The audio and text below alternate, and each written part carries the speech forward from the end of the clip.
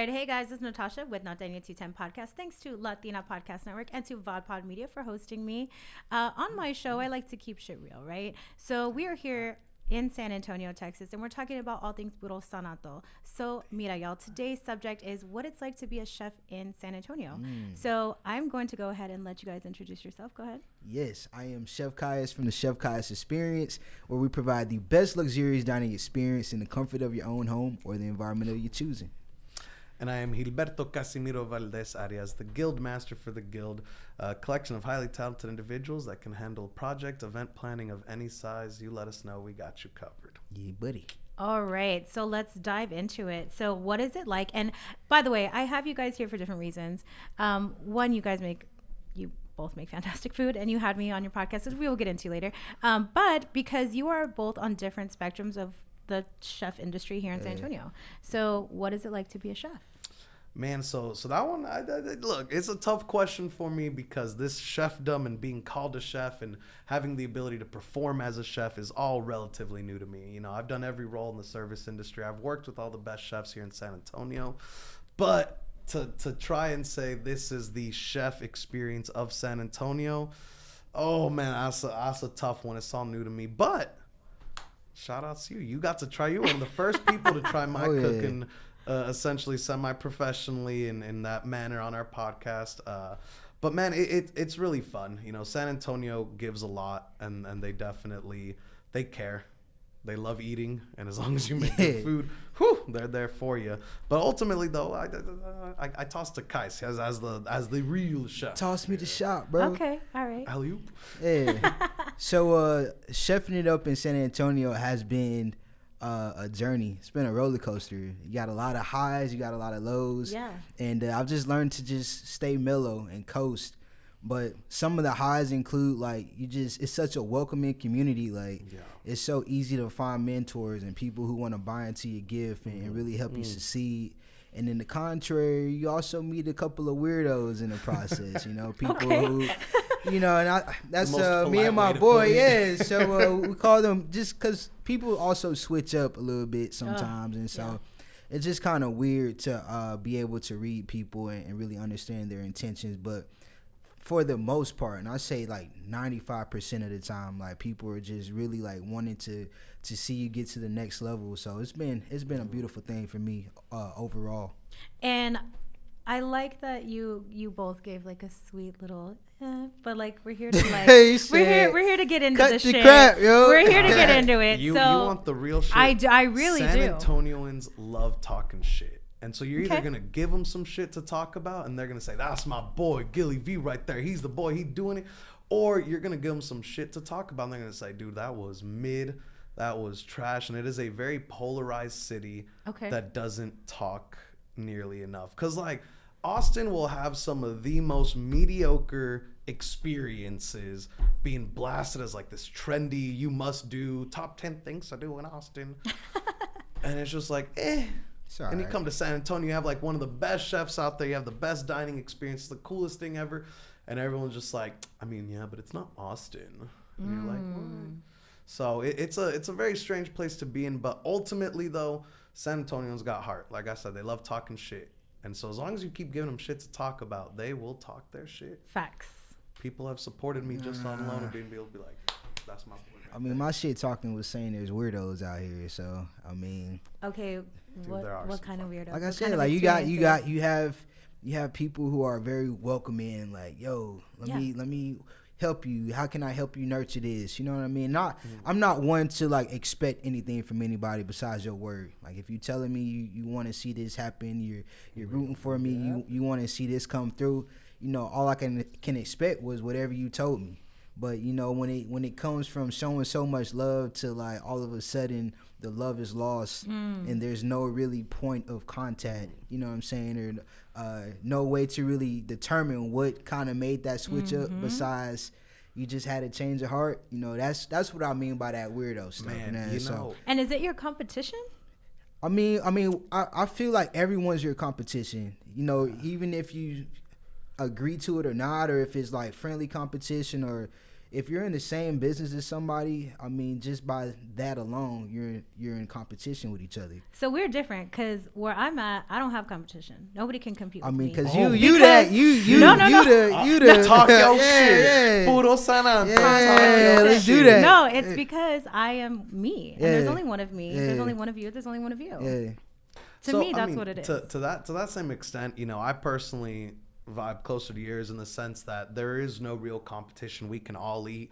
And, you know, Kaius and I do talk about that sometimes, where like when it starts getting into me ending up cooking for events and the fact that like we're trying to start this brotherhood, it's always like, wait, hold on, whose role is what? And it's like, well, we focusing on different clientele, on different types of people. We do different things. We operate in different ways. And ultimately, there's 8 billion, 10 billion people on this earth. There's plenty for everyone to eat. Yeah. But one of the things I was actually talking to a friend about last night, it was funny you bring up about the weird people. It's the 48 laws of power or whatever. One of them is you should never outshine the master. And especially here, and some of the people I've met along my travels will always like, yeah, dude, let me put you on. Let me bring you on. Let me be the master, you the apprentice. And once you start showing that, like, bro, I don't even need the master. You know, I just need support, love, and all that jazz. And I will do my thing. And you start outshining, all of a sudden it goes real quick to be like, actually, we don't want to do this anymore. Now that you're the cool one, we don't want to do it anymore. And that's what I've come to find is the weird people of San Antonio. Everyone wants to feel like that guy, but no one wants to be that guy. They just want to be called it, you know? Yeah. Yeah. I mean, I've experienced that myself, like with the businesses that we have is, you know, when you're just starting out, everybody's like, oh, I want to help support you. How do I support you? And then once you start getting bigger than them, then all of a sudden they flip the script and it's like, oh, well, why are you bigger than me? And how did that happen? And what makes you special? Yeah. Like, Don't forget who put you on. Let's keep eating together. Right. Why can't we? San Antonio's big enough. There's over 2 million people in the city. So like cut it out.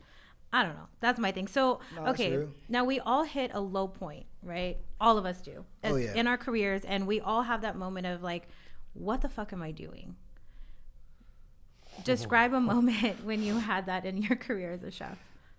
Oh, man. Okay. Too many times, right? Yeah, I'm about to say, I got too many low points. It is too many. The lowest point that I ever reached in my professional career in this service industry, I went and worked for a mobile coffee truck. And I spent like 8-9 months traveling all across the nation, road tripping in this like food truck converted to a coffee truck, where we went from music festival to music festival to music festival. And we camped there, we sold there, we helped create the experience of the music festival. And let me tell you, there was one night where I was doing what people who attend music festivals go do late at night. And I was just laying in the field, looking around, and everything just made me feel like I was some carny freak. And that was how far I had fallen in life, is that if this was the 50s, I'd be roaming around in a carnival right now with a whole bunch of freaks and weirdos, being unable to find my own space, just kind of floating lost through life at this weird carnival. And don't get me wrong, music festivals were fun, but that was the absolute lowest. It was right when Chance 3 came out.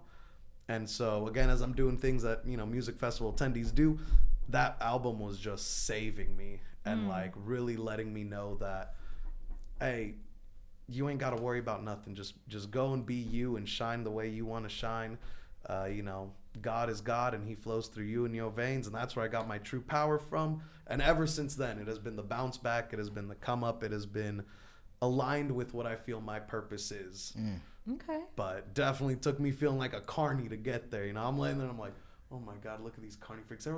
There was one food truck next to ours where instead of going to the porta potties, these guys just go behind their truck, pee into the container that they just like emptied food out of, and then like dump it, quick rinse, and then put like more food. And I'm like, ew, nah, fam. That carnival behavior, man. Dude, it's that carnival behavior.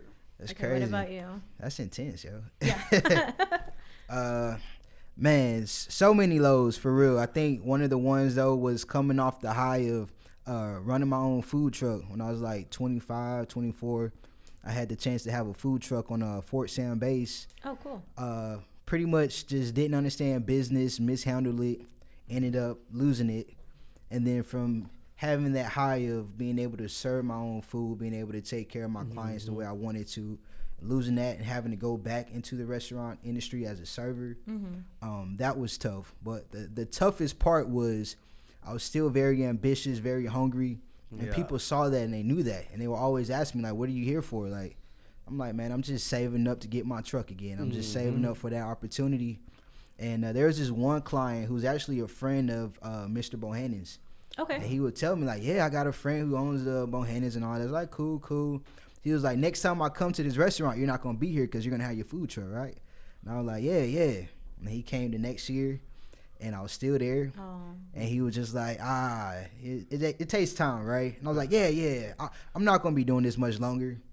And then he ended up coming the third year, and I was still a server at this restaurant. And it was so bad, I couldn't even walk up to him. I couldn't even, like, it was just like. Looking at him from afar, like, I was just like, you already know the story. So just kind of having those, but, you know, throughout all of that, I still remained consistent with my passion, still knew what my purpose was. It was just a matter of timing. Yeah. And God has perfect timing. So even though it wasn't my time when I wanted it, you know, fast forward and here we are now. Here we are. So, but that was a pretty shitty feeling though. Dude, that's some things about the lows. Yeah. Is that all the lessons come with it. You know, very rarely do you learn like a powerful lesson at your high. It's at your low that you're like, that's the lesson. And then boom, you bounce right back up. Now, speaking of highs, what's been one of your highest moments as a chef? So, you know, there was a time where I spent 9 months going from music festival. No, just kidding. I said I was high. Yeah. For real. Hey, I will say this though, it was a whole lot of fun. You know, I do mention it as a low, but it was also a high. I was being able to see, because I was just coming off of Bohannon's. I had worked at Bohannon's for like 6-7 years, being all fancy and in a suit and always so stiff and robotic. And I was very shallow-minded, you know. It was very like, I think fine dining is the only way to eat food. Yeah. But then going to this carnival life, that's when I was finally able to be like, all right, this is who I am. But the high, I would say I'm definitely riding in that high right now. In the sense that there's a lot of big things coming. You know, I feel like I'm taking over a whole small city at the moment with stuff. Yeah. So it is, yeah, dude. It's just the highs there. They come so often. You know, we drink every night because we're drinking to my accomplishments. Yes. That's a bar. Yes. Mic drop. It really is. Man, my biggest high right now, or up to date. There's also so many highs, man. So many highs. I don't know. I think coming off the holiday season, this was my first year actually doing a holiday as a Chef Kaius experience, and just being able to like feed so many people, man. And it was a rush. It was crazy. It felt like a lunch rush in the busiest side of town, in the busiest restaurant that whole month. But just knowing that I had my team, you know, people were happy. We got no bad reviews, nothing like that. Everything was just all up. Just being able to accomplish all of that, that was crazy. Dude, yeah, that was chaos. You had it going back to back. But just knowing that we did it though, like, that was dope. So how do you find your niche of like, this is what I want to cook versus this is the shit I don't ever want to cook? Shit, you know yourself better than anybody else. Is it just like the flavors, like your palate? So I think that's your flavor profile, but your style of cooking just kind of comes from like, you know, trial and error. So I used to do meal preps. Like I said, I was doing a food truck. I used to do like pop-ups for local artists around town. So I had to do something that was reasonably priced, but still, you know, something fun. Yeah. And just knowing that, like, ultimately, I feel like an artist more than just a chef. Like, I'm like musically inclined. I like writing, and food is just more natural for me to be able to eat. It's very natural for me to eat and plate stuff. I like to eat. And the way I cook and the time that it takes and how I like to plate and all these other things, it comes at an elevated price point, you know, type of thing. And so, but it's worth it. I appreciate that. Yeah. And so just for me, just knowing, okay, this is what I want to create. I can't create this for $12 a plate. Like, no. And the way I want to give it to you, the way I want to sit up your table, the way I want to treat you, and you know, all these other things. Like, if I'm going to be able to do it and have my team to be able to do it successfully, it's going to take, you know, a certain level of everything. So that's for me. That's how I figured out, okay, I want to do this elevated private dining and catering service. And presentation is like everything. It is. I mean, flavor, obviously, because I've had some beautiful food that tasted like basura. Yeah. I'm not even gonna lie. And then vice versa. And then but then I get pissed off because I'm like, why am I spending? I just spent $200-$300 on dinner and I'm still hungry. Yeah. And it tasted like shit. Yeah. So, you know, I don't like. How did you find like what like your niche? Man, so it definitely did not go off my own palate. If I was cooking off my palate, everyone's taste buds would be burned off. I love spicy food more than anything on this earth. Everything I make is retardedly spicy, to the point where, like, when someone's like, dude, this food was delicious, blah blah, I'm the guy just still putting hot sauce on it. I mean, it's odd, it needs more spice though, but oh my God. Glad y'all like it. But honestly, I'm sort of in that path of self-discovery right now of what is my medium that is preferred. You know, like you said, you started everything, you explored meal preps, fun, artistry, this and that, and that's sort of where I'm at now, is just exploring all the different ways that I can fulfill myself, you know, while still being able to provide a product or a service. And with that, I would say, I don't know, right now I'm just kicking into a whole lot of stuff that I've had the luxury of eating. A lot of my experience is based in these fine dining restaurants, or really creative, artistically driven restaurants. I've got to work with a lot of amazing and talented chefs that I just kind of, you know, stare and watch and learn. Like, for anyone that does watch Naruto, there's a little thing called the Sharingan, where all you got to do is look at something and you've stolen it. And that's how I felt throughout every time I worked with a new chef. Because, dude, kudos for you working for the same spot for 3 years. After Bohannon's, I could only work a year at a time with a joint and be like, nah, I need to move on to the next. I'm no longer stimulated. Because I walk in there, I go to their chefs, I go to their kitchen. I'm like, what are you cooking? Yeah. Yep, all those recipes are mine. All those techniques are mine. And now it's time for me to go back with my friends, play around, and be like, look what I saw today. Yeah, make it your own. There. Yeah. Well, to that respect, it's actually 6 years. And throughout that 6 years, I would actually apply for all these other high-end restaurants, and nobody would hire me. Why? Why didn't you hire him? If I had to guess. What is wrong with you? Well, right, if I had MLK. to guess. Yeah, because I applied for Bohannon's, I applied for Mavericks, I applied for places all around the Pearl, and I'm coming in like I'm passionate. You know, I have the skills, I can serve, I got drink knowledge, wine knowledge, all this stuff. And never got a call back. The only fine dining place that ever hired me was Fleming's. Okay. And they hired me as their busser. Yes.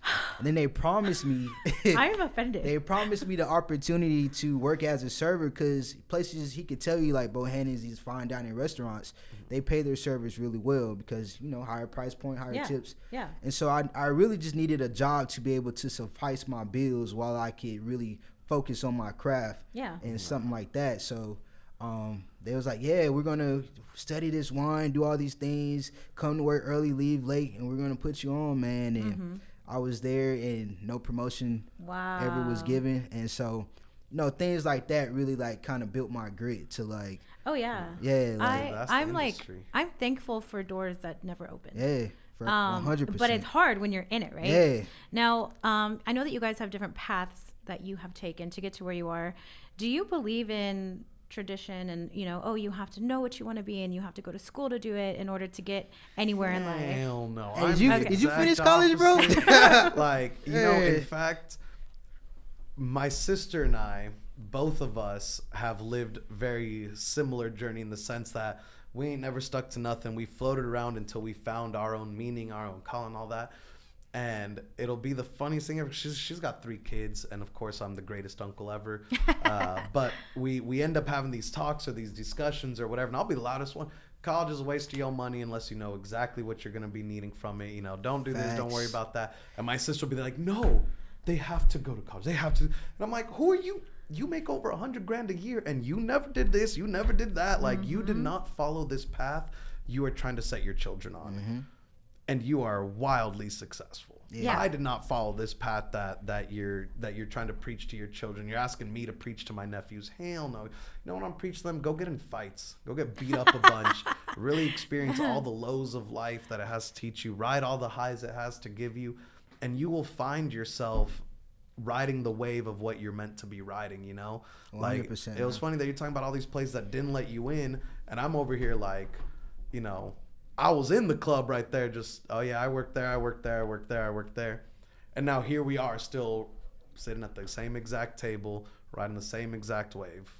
Yeah, man. That's why I say like God's timing is perfect timing. No. So doesn't matter which path, the destination is still the same. So I'm cool with that. So. Now I'm gonna get a little deeper into y'all's personal lives. What's up? Because that's what we're here for. Yes, I am All right. single. This is ladies. about to get messy. Why are you trying to be messy? I'm never messy. Ah. more Look, okay, Ronaldo. but Yeah. being a full-time chef, Yeah. right, and pursuing your career, how hard is it, or has it affected your personal relationships? I guess that's my I was Yeah. about to say, My as I question- mentioned, hey ladies, I'm still single. it's it can get funky at times. Describe funky. So well, I want to say I'm married to my purpose, my passion, but I kind of am. Mm-hmm. Like, my girl, she got me for whatever she need. I'm supportive. I'm there for her and the girls, but like for where I want to be in life, I really have to be really, really committed to what I'm doing. Mm-hmm. And sometimes there's a little conflict there because she is, and it's funny because she's also an entrepreneur. Right. And when she's doing her stuff, I'm very supportive and I got you, baby. I'm here 100%. Yeah. But sometimes doesn't reciprocate. And she's actually very supportive to what I do as well. But she is more demanding of my presence. Yeah. No, that's So a how do woman you thing deal right with there. that? I That's mean, not I a woman just- thing. Oh my God. It is not a You know woman what? thing. Yes, I would. I'm coming back to you.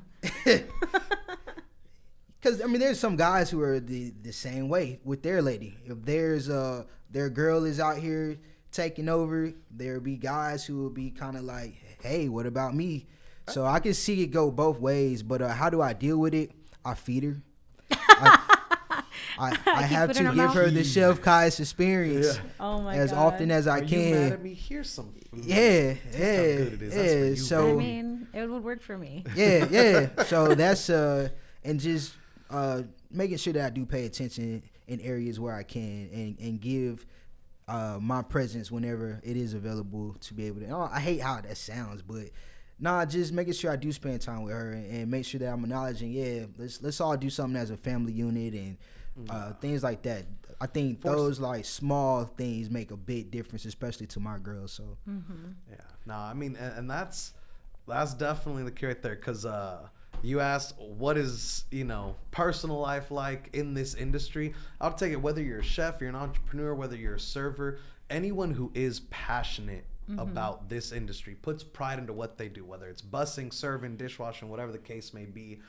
It takes a lot out of you. It sucks it from you because our industry, the hospitality industry, is designed for us to take care of and service other people. And if that's what is draining our battery 24/7, then to refill that battery, we cannot do it by giving some more and loving some more. And you kind of hit the nail on the head with the timing thing, because that is you even had a fiance where, like, after all the years and everything, it was just, at no point will I ever be able to compete with the love, passion, dedication that you hold for your career, your profession, your industry. You work 7 days a week, 24 hours a day. I hardly get to see you. And I'm like, yeah, but trust, because in a few years, with all of this that I'm doing, we'll be able to retire. We'll be able to hit the coast. We'll be done, because that is how passionate I am about finding this success and about finding who I am at the time. But that is definitely always the case. Every single girlfriend. But how did that affect you for a woman to say, like, I can't, and you're like, no, but trust me, like, I got it, and she's like, no, like, you just watch her walk away? Yeah, I mean, there's a certain line you cross where at some point, I'm real good with my words. It's what I do for a living. The man with the silver tongue can prove it, But at some point, it has to be like, okay, cool. I'm glad you made this one day for me the week after we had an argument. I'm glad you made this. Maybe we went on a vacation together. We spent 2 whole weeks together. But the norm is I am pursuing a goal, an existence that doesn't even really exist, because I'm pursuing the highest version of myself, Yeah. And with that, I'd love for someone to join the cause with me. I'd love to be able to have someone like that. But ultimately, everything costs. And to have a loving relationship, it costs spending the time and putting in that love and being able to say, okay, I know I could work an event this day, but man, I haven't seen my baby in so long. I miss her. What's she doing? Screw this event. Hey, babe, what's she doing Saturday? Let's go out. No, you bring them with you, and then they watch in the back. Shout out to my boy Albert, yo. So, okay, I mean, I'll get off the relationship thing after this, but let's say your girl, because y'all are deep in it. Yeah. If she were to be like, I can't anymore. Yo, this reminds me of The Alchemist. I'm this just whole I'm conversation. Just, like, what do you do? Like the book, The Alchemist? Yeah. Like the book? Okay. Yeah. So you got the guy who's trying to achieve all these great things, but then he falls in love. And then the girl is like, you know, I see your greatness. Like, go out. And if it's meant to be, I'll still be here for you once you go and accomplish all of these, you know, things that you were meant to accomplish. And I think my girl is becoming a lot more and more flexible. Okay. But in the case where she wasn't, I mean, because it actually got to the point where we had to read like books together about our relationship, how to fix. Because not only that, I mean, it's a relationship. Yeah. There's gonna be a ton of problems. Yeah. Mine is this problem in itself. So you just gotta know like the right person is gonna stick around, and that's I don't force relationships. Either you want to be in my life or you don't. Period. And that's just kind of how I move. Yeah. So, you know, and I don't say that coldly, like, because I'm still respectful of her feelings. She's a Cancer. Oh, She's a Lord. strong Cancer. Oh, Lord. And I'm a Gemini. God bless you. And it's a battle. God bless both of y'all. Yeah. So, but I do am respectful of her feelings and mindful of that. Where I know I have to be a little bit softer in some things. Yeah. And she also has to be stronger in some areas. So if it's meant to be, we're gonna work it out. And I feel pretty good about where we're at. So we've been holding strong, man. Cool, holding it down. All right. So let's move on. Enough about relationships. So I'm not gonna get you in trouble. Yeah. I hope I answered these questions no, you're right. Good, you're good. See Okay, the beads of so sweat. what made you guys start a podcast? How long have you been doing it? What do y'all do? And what's the end goal? Hey. We are the Mirepoix. Yeah, You go ahead and catch break us it down, live man. on Mondays at Go ahead and give 'em- youtube.com/@themirepoix. Wait, do the elevator pitch. Oh, bro. you want- He okay, does it hold so on. No, you're right, perfectly, you're yo. right. Okay, yeah, you gotta look at the camera. All right. Energy. Yes, sir. Excitement. You gotta do the Oh, yeah. yes, First course. yes. Oh God. So we are the Mirepoix podcast, right? It is myself and Chef Kaius and anyone who's willing to come and join us on our journey where we talk about good food, good company, good drink, make it all together to have the base for a beautiful conversation that lasts roughly an hour and a half long at youtube.com/@themirepoix. Don't forget to check us out, plug it in, all that fun stuff. We're on all the major platforms. Woohoo. But in reality, the Mirepoix as a culinary term is essentially one of the greatest flavor bases that you can use for just about anything, specifically French cuisine. With that, when Kais and I had met each other, it was originally working a paired wine dinner like a year ago, almost a year ago. And we really got to see how each other works there. We got to see his team in action. He got to see my team in action. And then like at the end of the night, pretty much everyone left except for us, so to say, while we stayed and cleaned everything up, made sure everything was back, and really showed not just ourselves, but each other that dedication and the persistence, say, hey, there's a right way to do things, and leaving a mess behind is not the right way to do things. And we were just, chatting then, bullshitting, just had the music up loud as we're just going through the all the cleaning. And then we met again, a few weeks later where we talked about like, yo, bro, both of our energies, we can, build and expand together. What's it look like? What's talking about? And then, some more months went by. I started kind of doing my own thing, drifting my own way. He was doing his own thing, drifting his own way. And then all of a sudden, it just clicked to have a podcast. And I think when we first decided podcast was like mid-July of last year, beginning of August. And then we did a few demo runs, a few practice runs, felt it out. And then we finally kicked things off 24 weeks ago in 2 days. 2 days and 24 weeks. Our Kobe episode just finished. Yay. It was a good episode. It was a whole lot of fun. And it's just, it's such an exciting outlet for us because this podcast is really our window to the soul. Yeah. You know, because people know the Chef Kaius experience. People know the guild. But very rarely in our industry do we have the opportunity to take down the mask, to pull off the clothes, to take off the chef coat and say, hey, this is who I actually am. I know you think I'm the peak of fine dining and provide the luxury and all this, and I wear a suit and I got the tie, and boy, do I look good in a suit and tie. But it's ultimately it's the opportunity for us to sit there and, you know, cut loose a little. And that's why we involve the drink. That's why I love the good food, because ultimately we want to give anyone who's willing to watch the behind the scenes of this is what it looks like in our industry. For us to have fun, chat. We'll bring on guests. You've been a guest. Me. Oh yeah. Yeah. So it is a fun time, and in reality, that's sort of what brought us together and our ambitions for the podcast, as it kind of sits as something that allows people to kind of take a look at us. Yeah. So what's the end goal for your podcast? So it's cool because the end goal of the podcast is for us to really just constantly meet the marks and gain new marks for our individual businesses. That's why we came decked out in our merch, representing the guild, representing the Chef Kaius experience, because that's what the Mirepoix is about, just being able to showcase our journey.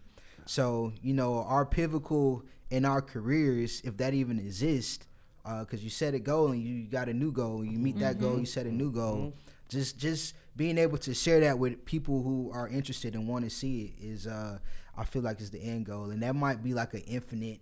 Yeah, like you said, it's the latter. Where first it was, hey, we just want to kind of start doing it. Man, it'd be cool if we had a guest. Then we brought on a guest. Man, it'd be cool if we could get like this many viewers. It'd be cool. This past Monday we had like almost 20 live viewers at once, And that's huge. I was there. Yeah, that's huge for us. You know, that was the Kobe episode, bro. So just that type of mentality, like what can we do? And even our respective businesses, like one of my goals was to have a team.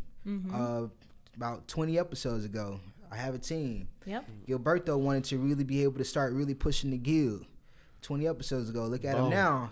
You know, decked out with his merch. So I was about to say, thank y'all for letting me sit on this side. So so he can show. Man. So up there for the camera. that's dope. Yeah. So that's just kind of where we're at with what we're doing, and so the sky's the limit with that end goal, for real. Cool. So what do you want people in San Antonio to know about you guys as individuals? I mean, we've heard about the chef experience, right? Wait, so what do I want them to know about, like, myself personally, or what do I want them to know in general? You as a person. Oh, okay. Can we go Kaius first? Hold on. There's a lot. My brain just like exited, and then he's like, back to you, bro. All right, fine. I got it. What do I want people to know about me? The purest form and my greatest message and my greatest talent and everything that I am is at the core of my existence, just a good leader, right? People love to follow me, and every step of this journey I've taken has never been about a want or desire for myself. It's always been, how can I provide more for those who want to follow me? Like Kaius was talking about him wanting to build a team. When I first started my company, all I had was a team. All I had was people that, like, dude, I've been following you from this restaurant to this restaurant to this restaurant. You've been my manager, my regional manager, my director of operations 2 times over. I just follow you. You are a leader. Wherever you take us, we'll be happy in your care.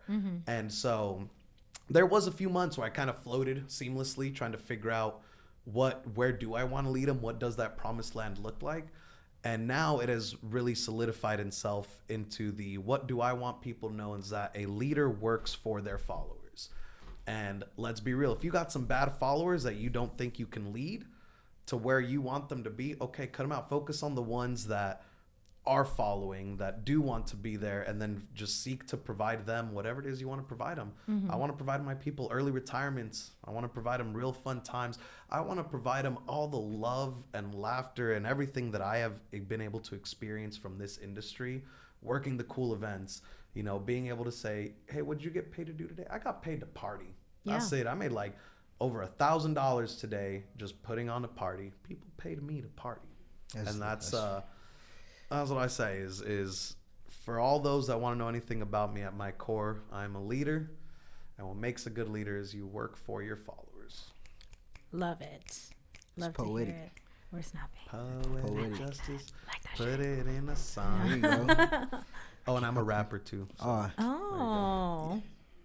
Y'all gotta check out the Rue. The Rue. 100 episodes. Y'all might get a little sneak peek what that looks like. Okay.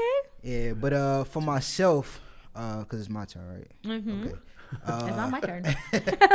Wait, we can't ask questions like. So, my show. what would I want people to know about me? What do you want the people of San Antonio to know about Oh, you Jesus personally? Christ. Yeah, so I Are say it people, enough. hold on, really Hey. quick, sorry, because this is technically the Latino Podcast Network is international. So while I say San Antonio, this is gonna hit international audiences For the world to know. For the world. Yo, I am constantly working to become better than I was yesterday. And how does that benefit anybody that's interested in obtaining the Chef Kaius experience? If you had the Chef Kaius experience in 2022, 2021, 2020, this year is about to go nuts. We are incorporating all types of techniques. We're gathering our team. We're sharpening our knives, crossing our T's. We are literally looking to be the best luxurious private chef and catering service ever to exist. And I say that because before I even became a chef, I had to say that I was a chef before it happened. I never went to culinary school, never worked formally in any kitchens. Somebody just told me like, hey man, if you want to be a chef, why don't you just call yourself a chef and start working into that? And so that's what we're doing right now. And there's nothing, back to y'all's point of saying there's no competition. You just want to be better than the person you were yesterday. That's literally what we're doing. So we're excited to be able to take care of anybody that books the Chef Kaius experience this year and years to come. And y'all just look out, man. We're about to put some things on the map here. So that's what I got to say about that. Wait, hold on. Now that I know this is global, right? Can I change my answer? Is it too late? Your answer was great, but you can add to it, yeah. Okay. Changing my answer now that it's an international audience. Yes, I'm single. Oh I my got God. 3 different citizenships. You supposed to say that I'm in stacking Spanish, bro. Passports. You got to speak the language, Mira, man. mamita, estoy aquí There para you- usted. There you go. Así ámame. There you go. Oh my God. Okay, last question. What do y'all vibe to when you're cooking? Ooh. What's a go-to artist playlist? Ooh. Want me to go? Yeah. Here you go. Right? Man, I am a soulful dude. Okay. I love neo soul. Okay. Give me some of that Anderson .Paak. Give me some of that the Miguel, the Sir, her. Man, SZA. just go with SZA. You go with SZA. Just go down. We even take it back to Erykah Badu and Lauryn Hills and Dang. D'Angelo. I love soul, and I'm able to cook up soul through eating up that soul, man. So that's my playlist all day, every day. Okay. That's my vibe, man. All right. What about you? Dude, no, it's always funny whenever I leak out things where people are like, oh shit, this kid really is from Latin America. And I'm like, yeah, I just blend in well. But one of those things is I cook to Elvis Crespo, I cook to Okay. Camilo, I Okay. cook to Juanes, and like all these different things where like whenever someone walks in on me, and this isn't just cooking, this is literally anything. This is me working on paperwork. This is me vibing to stuff. This is like you said it, this is the music that feeds my soul. And whenever anyone walks in and like catches that, they're just like, hold on, wait, what? And I'm just like, yep, I'm not from here. I'm Yeah. from south of the border. Friendly reminder.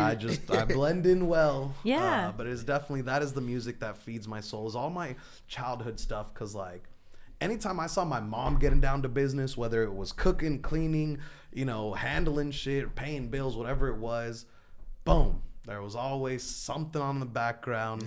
Yeah. Luckily we never had any of that Tejano music. I ain't gonna lie, that is not my vibe. Wow. But, yeah. Wow. And I know Norteño This is too. over. It's I over. know. Yep. No, we're leaving. Thank Last you for your episode time. you'll ever see me on. But yeah, that's what feeds my soul. And ultimately, I do whatever music is playing in the background of whatever I do really does seep into the soul and outlet and manifest itself. So there are some days, when I'm in the gym, I don't need Juanes singing me a love song. I need some That DMX. Yeah. do I was gonna with say. my dogs. Yeah. Yeah, Rams, dude, DMX shit. Yes.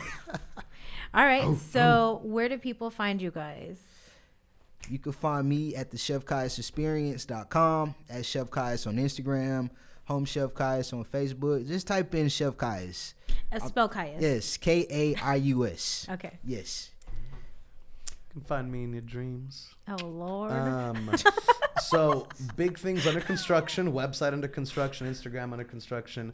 At the moment, if you do want to find me, shoot me an email, give me a phone number. It's a pretty exclusive list right now to be a customer of mine, as I'm kind of biting off way more than I can chew at the moment. But hey, we chewing. You chew it. I got a big mouth. There you go. Rawr. But yeah, honestly, shoot me an email, give me a call. You can find me at my personal Instagram at GillyV with 2 underscores afterwards. Or check us out on the Mirepoix podcast. I give everyone the info on how to reach out to me. But like I said, all that stuff is under construction. If you know someone, you can reach me personally.